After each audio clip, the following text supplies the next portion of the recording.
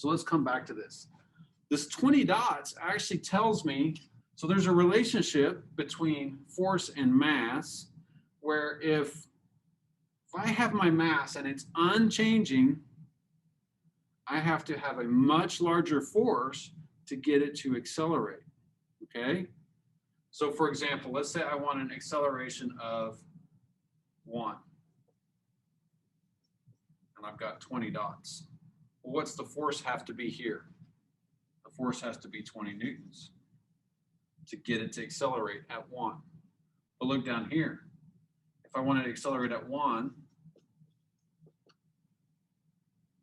well, then the force here has to be 4.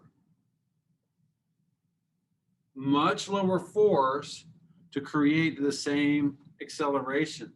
That's inertia, okay? Because we have a low mass, it's going to take a lower force to get it moving, okay? So acceleration means a change in motion. To change its motion, it's going to take 20 newtons to change a 20 dot bowling ball at a rate of 1 per second. It's going to cause a soccer ball, which is much lighter, which lighter is a bad term to use, much lower mass.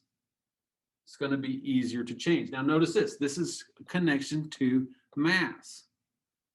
So on the moon, the reaction to a force is going to be the same as the reaction to the force on the Earth if it's a pure one-dimensional force.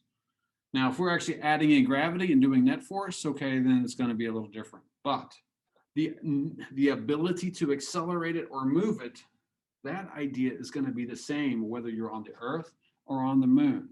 Lighter mass requires less force to accelerate it. That's inertia, okay? So this is, if you think about trying to push the object, it's sitting still. But you could also think about it catching it. So if I had a soccer ball and I went catch, you wouldn't think twice about it. You would catch it, right? No big deal. But if I took the same bowling ball and say catch with my bowling ball, you might have a different reaction. Why?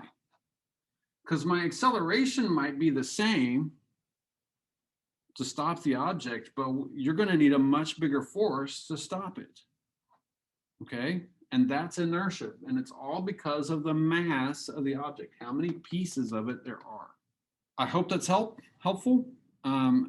As we get further into this and do some more net force things, we will see what happens when we have inertia and forces acting, and then we also have gravity. So that's a slightly different thing.